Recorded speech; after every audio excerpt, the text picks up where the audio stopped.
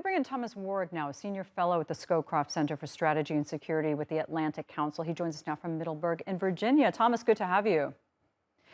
All right, we know that whenever Russia makes an accusation like this or whatever, it's a bit of reading the tea leaves. Are they telegraphing what they, in fact, plan to do when they're talking about this dirty bomb business? Or is this acting for them as a sort of warning for the rest of the world? So we'd like to poll our guests. What do you make of all this?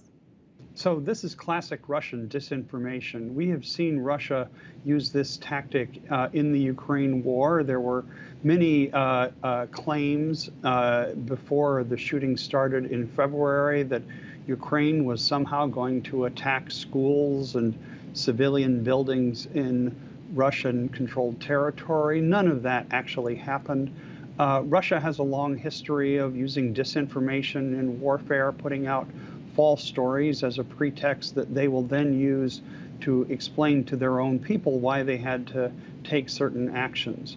What's really scary here is the nuclear element, the idea that they would be suggesting somehow that Ukraine would fire a radiation weapon on Ukrainian territory. This, of course, makes no sense to us here in the NATO countries. But it would be a pretext that Russia could try to use if Putin were to order tactical nuclear weapons of Russia to be used in Ukrainian territory. So that's why people are so concerned about this. So as Ukraine denies these allegations, they invite in the IAEA. Russia doubles down on the allegations. Now they're going to bring these accusations to the UN Security Council, apparently today. What's going to happen is the IAEA is going to go in and they're going to say, you know, there's no sign of this, what we expect to happen. Right. So what benefit is it to Russia? What do they gain from this? So Vladimir Putin so tightly controls the news that gets to the Russian people that they will believe what Russian state media puts out because they have no other reliable sources of information unless they have access to telegram channels or others that give them authoritative news from Western sources.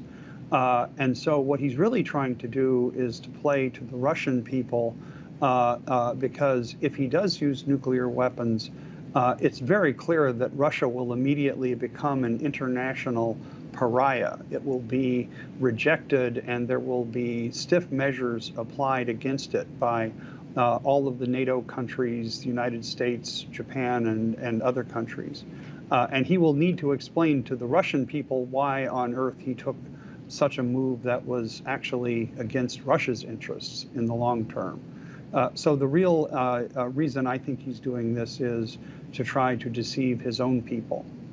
So these possibilities of there being a nuclear element to this war have been bandied about now almost weekly, whether it comes from officials or Vladimir Putin himself or from state media. At what point are people around Putin going to say this is enough? So I wouldn't be surprised if Russia's generals push back against orders to use nuclear weapons in Ukraine. If you think about it, it makes no sense.